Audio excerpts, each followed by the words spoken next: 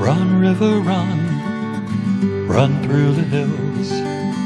Run, river, run to the sea. Run, river, run to your place beneath the sun. Run, river, run over me. Hi, this is Jan Lewis. Welcome to be my guest. Today we have with us an author, and his name is Mark Dermugrditchian. It's a beautiful last name, and I don't want to wreck it. He has written a book. This is his first book, and already it's I would say it's a bestseller. It's called 4 Strokes West: An Amazing American Adventure. Mark, you started this in 1978 I wrote that book, and then because my trip was from 1976 to 77. Yeah. And when I came home, I started working on trying to get that published, and it's a long process. So then after that, 1978 came, I got a job. Once I got a job, then I had to get busy working. Then I got engaged, then I got married, and then that was it. I had kids, and I just didn't have time to finish that project. What were you doing for work? I worked for a company called W.R. Grace. I was in sales and marketing. Oh, W.R. Grace. I've heard of it, but what do they do? Yeah, it's a big conglomerate. They had a lot of different divisions, but I was in the building products division. So I handled, a pretty well-known product called Ice and Water Shield. Yeah. Things like that, yeah. Yeah, so, Ice and Water, that's up in Millbury. Yeah, no, Ice and Water Shield, the roof underlayment, we were a manufacturer, so we manufactured waterproofing, right, fireproofing, all kinds of products. You were busy, and then you had your children. How many did you have? 2. Girls, right? I had a boy and a girl. Wow, you got lucky, right? Yeah. Oh my gosh. So you were a busy guy, and then you just resurrected this when? About 4 years ago, I started bringing it back out, cleaning it up, and I worked with a couple of people to polish it up a little bit, and then I was on the hunt to get it published. And who did the cover? a company called Book Baby. And they did the whole cover for you? Yeah, they did the cover. They were the publisher. I told them what I was looking for, and yeah. What's the 4 strokes? What's that? Well, the number 4 in the strokes means it's a 4-stroke engine, but the number 4 also, it just kind of, this all fell together. You notice in the back there's 4 themes that go throughout the book. Yeah. All right, the first theme is to think big and big things happen, and the second one is to dream and keep dreaming till your dreams come true. That this trip was a dream, the book was a dream.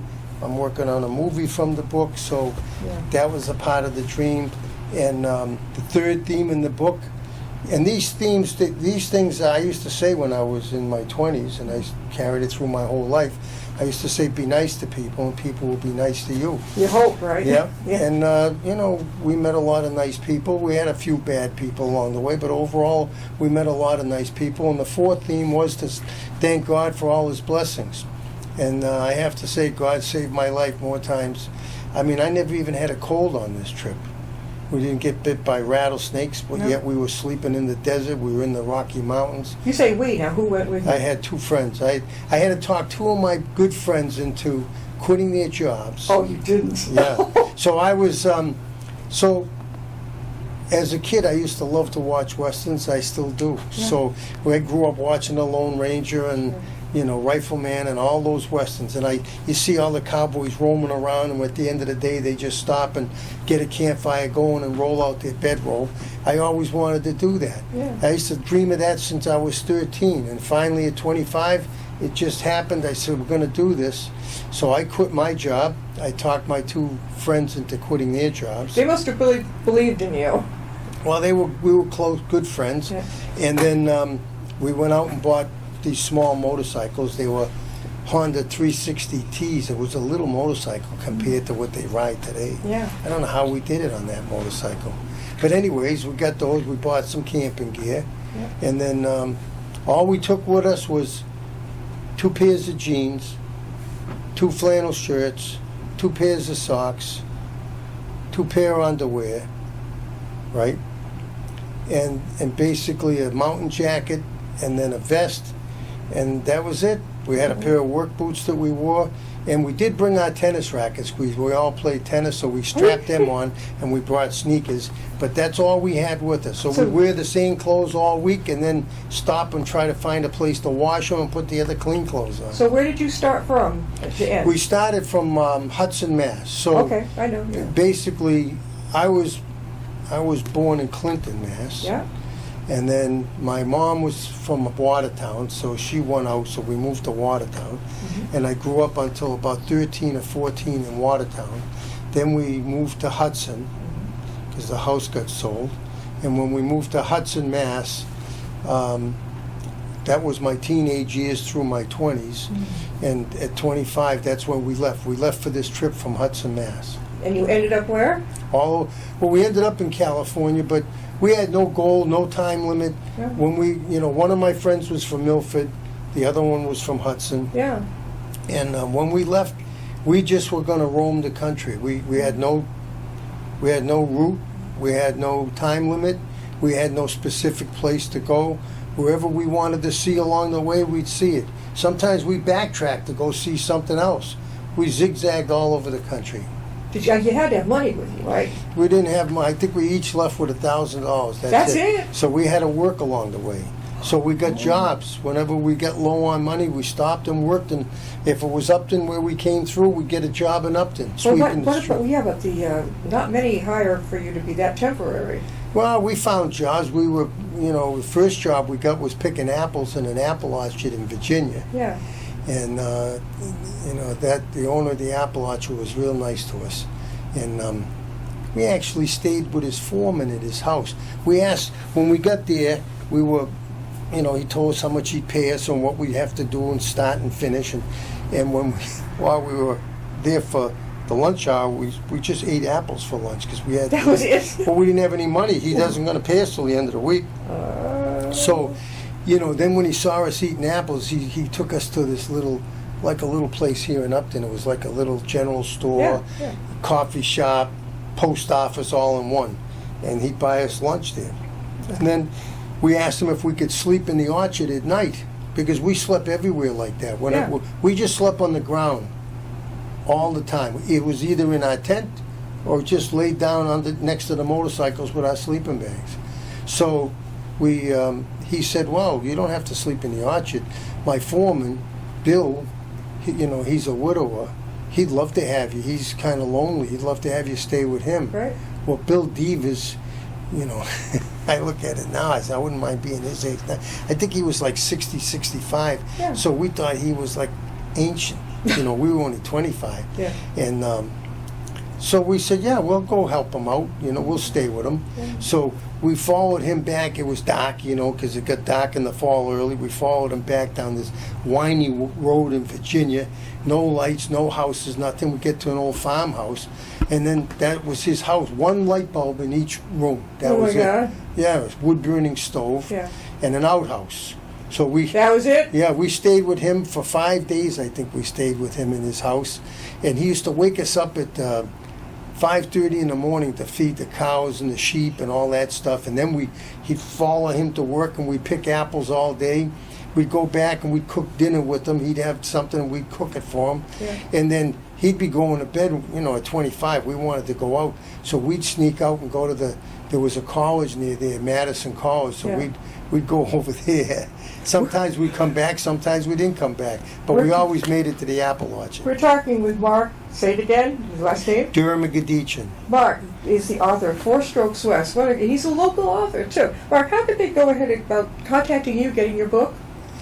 Well, basically the book is on Amazon, Barnes & Noble, Walmart, Target, anywhere online. All the regular book distributors carry the book. And so it can be ordered from any one of those places.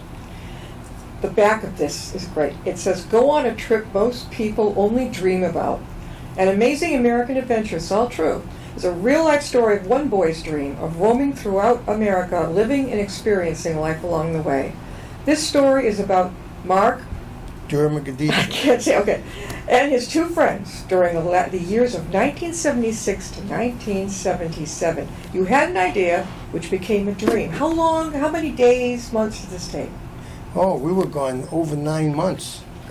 Over 23,000 miles we were gone. Did your parents worry about you? Oh yeah, our moms, the mom, and I remember in one of the chapters I wrote that during Christmas time we found jobs, we made some money, we each got a dozen roses and sent them back to our moms for Christmas. But the only way we could communicate was by postcards, because we couldn't afford letters and envelopes, and so we could get a nickel postcard and send it. We write a little note, we tell them where they were. If they wanted to send us a little care package, we tell them where we might be in 2 weeks. We could say we might be in the town of Upton, and they'd send it to the Upton post office, wherever we were. But during this trip, what was exciting was a lot of the dreaming came true. Like, one of my friends was complaining. He said his mom doesn't even know what we look like. They're worried that they don't know how we're doing. I said, well, you know what? We're going to get on national TV so they can see us. And when we do, we'll tell them to watch the TV. And they said, how are you going to do that? I said, well, I don't know yet, but we'll figure it out. Did you? And we ended up getting on national TV at the University of Tennessee when they were playing Alabama. It was a football game. It was in the fall. So this was in Knoxville. And we spent the whole second half of that game on the field with the cheerleaders, flipping them off our shoulders, bringing them around, cheering. We were going beat Bama, and they thought it was so cool that they asked us to do all the games. And I'm surprised they let you in like that. They did. Well, we had orange rain suits on, and it matched their colors. And I said, we're going to put Go Vols on the front and High ABC on the back. And I remember the kids that we went to the school, and some of the kids let us stay in their dorm for a few days. And then when we did get to the game, they gave us tickets because we didn't have money. So they gave us tickets, but we were in the top row, couldn't see, but they looked like ants down there. There's pictures in the book. And so when we got there, one of my friends was complaining again, saying, they're not going to get the camera up here. Nobody can see us. I said, I know, but we got to get down there. The alumni section, the camera's going back and forth. So after lunch, we're going down there. And when we went down there, we were kind of asking the security guard, but he wouldn't let us in. And then we heard the captain of the cheerleaders say, hey, you guys want to get on TV? Come down with us. And we flew down the field. Oh, I'll bet you did. Oh, you were 25 years old, single. We didn't even, that's right. Yeah, we didn't touch anything. We went right over the wall. And then when we were down there, we had a ball, and they wanted us to do all the away games. Really? And then we said, we can't do this anymore. They said, why not? We'll get permission. You guys were great. We said, we're not going to be here. And they said, what do you mean you're not going to? You don't go to school here? I said, no, we're from Boston. We're just passing through. And they said, well, leave it to 3 guys from Boston. So we had a blast. And then after that, I looked at my 2 friends and I said, next we're going to get in the movies. And didn't know how we were going to do that, but it just came down. When we were in Houston, Texas, we ended up getting in Muhammad Ali's movie, The Greatest. And I was holding Ali's left arm. So we got in my right hand, all the way down, a part of my face got in that movie. Now, I didn't get much in it, but we got in the movie. And you were telling me that you are hoping this will become a movie. Yeah, I'm working with a movie producer in Santa Monica right now, and that she feels that it definitely is going to either be a big screen movie or it could be a Netflix series. It could be a series. I was going to say, this picture of them picking the apples. I love your table of contents. The Bachelor's 3, what was the blast off like? I mean, were you guys just naturally on a high, excited? Yes. Well, when we were there at my house, we all left from my house. We were all couldn't wait to go. Our folks were a little nervous. What year was it again? It was 1970. It was September 8th, 1976. Okay. So, all the moms, the 3 moms were crying. Oh, God, yeah. But my father just came up and shook my hand and said, just be safe, have a great time. He knew, he probably wished he could do it, and he just said, make sure you be careful. And then, and I'll see you when you get back. But we didn't even know if we were coming back. We were gone. Once we were out there, we had no intentions really, had no idea if we'd go back. And that's what made this so unique. We got this, we had nothing to deal with, the only material thing we had was that motorcycle.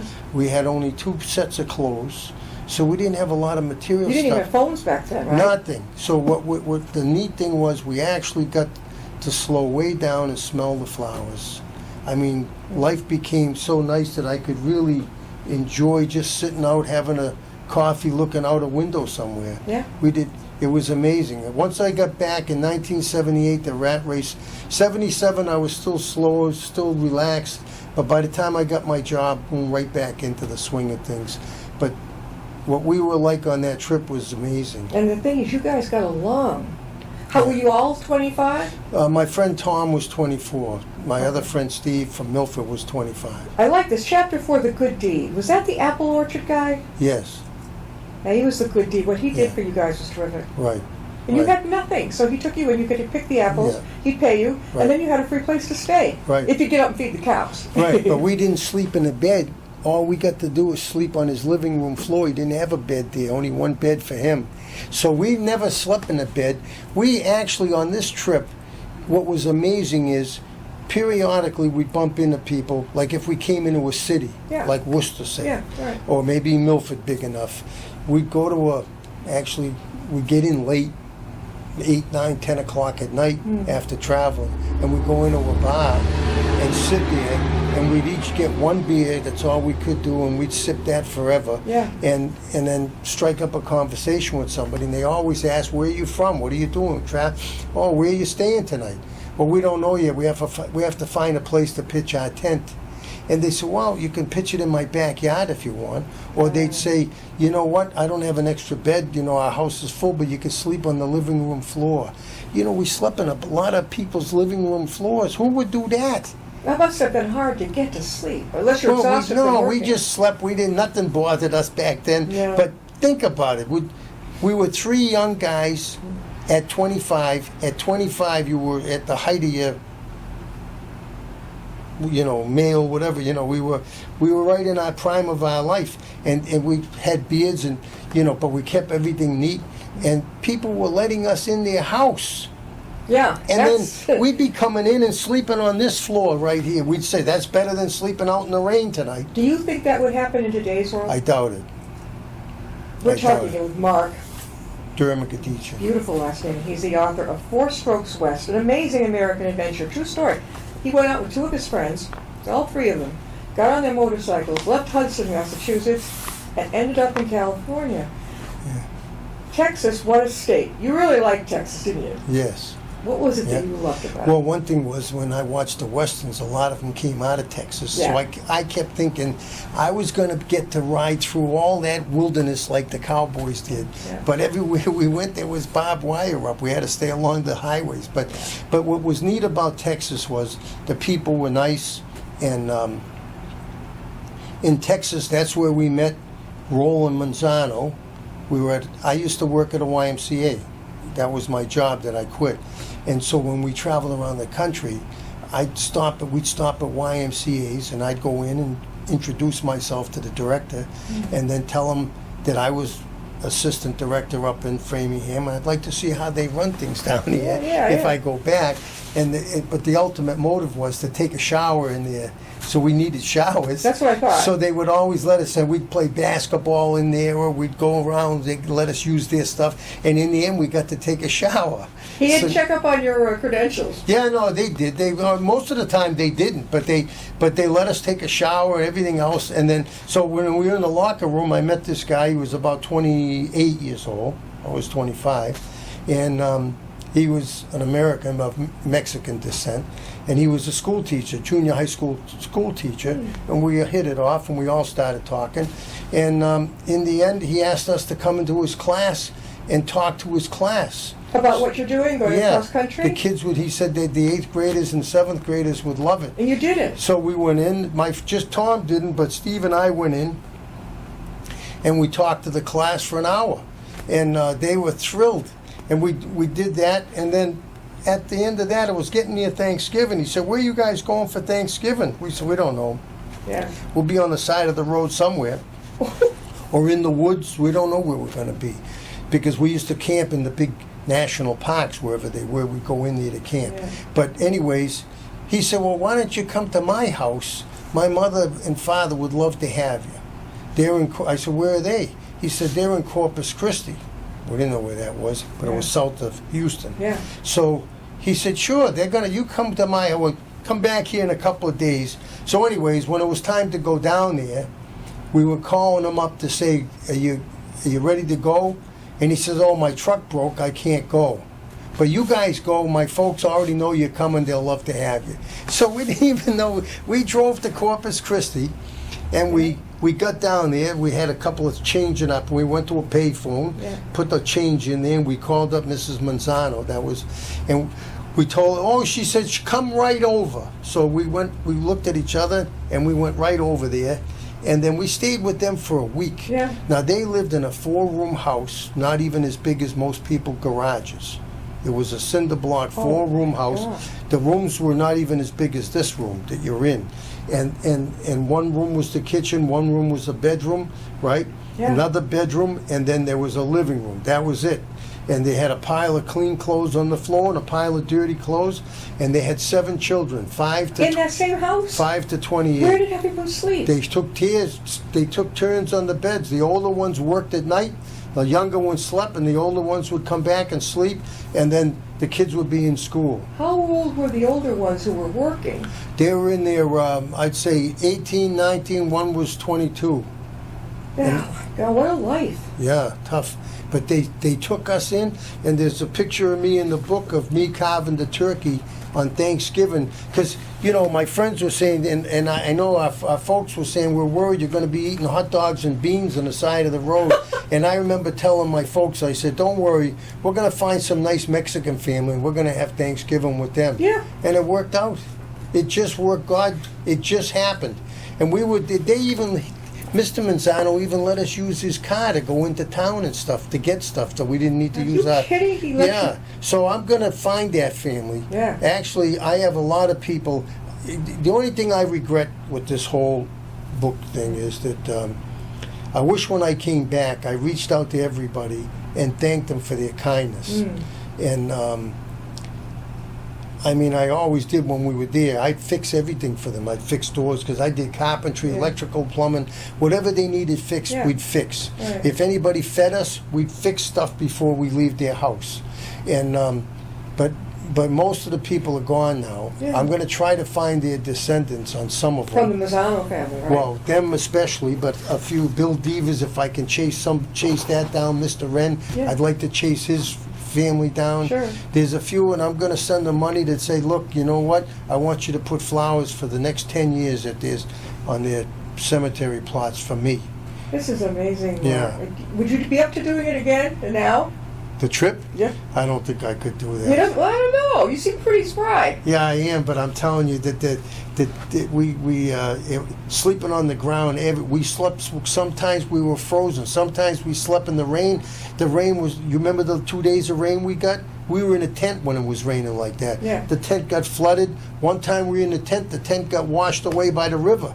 We had to scramble out of the tent, pull it out, and go to high ground somewhere. It's good that you guys like each other. Yeah. What about going to the bathroom? Seriously, out in the woods? Yep, as much as we had to. Well, yeah, you gotta do it, yeah. Yeah.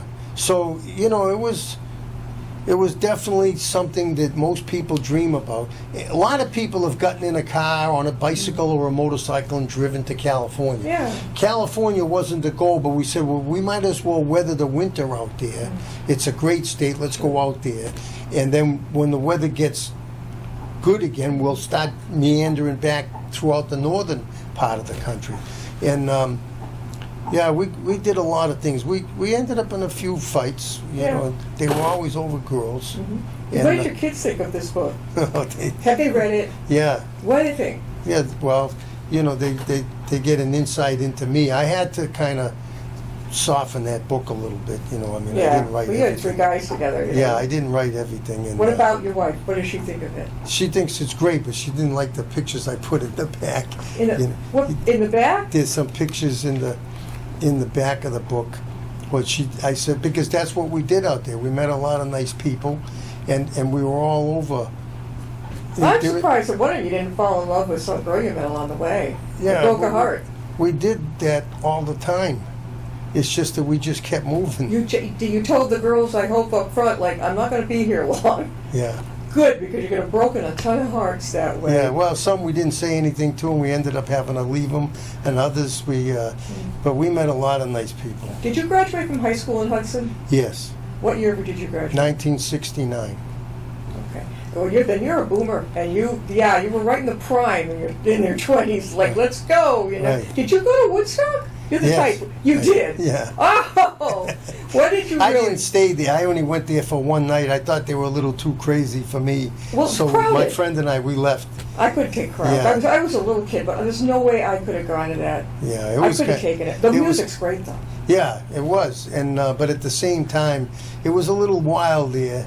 But A lot of drugs floating around. yeah, and we didn't fiddle around with that, so we just left. We got But about 4 minutes left. Mark, tell them again how they can get hold of your book. Oh, they can get the book on Amazon, Barnes & Noble, Book Baby, Target, Walmart, and other distributors that are online. This is, guys. Is there another book coming? Well, that's only the first 100 days. It took us 100 days to get to California. Yeah. So we didn't just drive out there in 2 weeks. No. So if I have the energy, I have all the journals, I might write from California back home. I put a little sampling in the last chapter about some of the things we did in California, but not much. And then, when I almost drowned out there in California, that's the big thing. God saved my life out there. Yeah. I actually heard him tell me to, I was just about ready to go. I heard the devil tell me, he said, I get caught in a riptide. And the funny thing was, I was a WSI, so WSI is a water safety instructor. Yeah, sure. I used to certify lifeguards, teach swimming.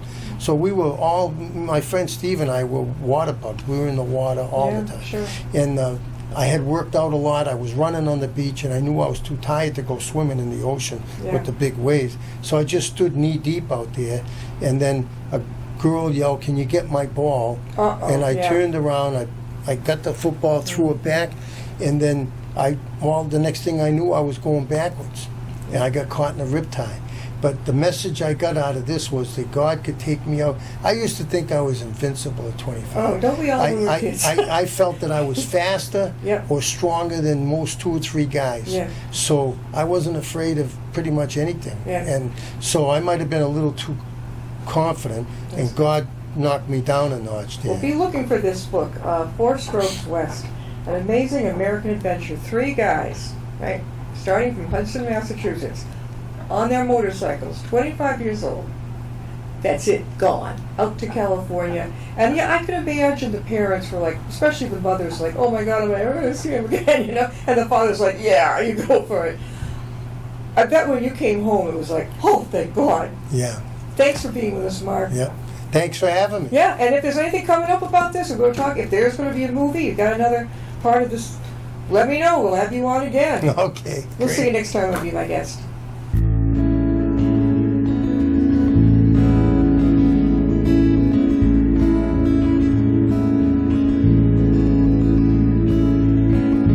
Riding on a shooting star, heading out toward a dream. Tomorrow's even closer than it seems.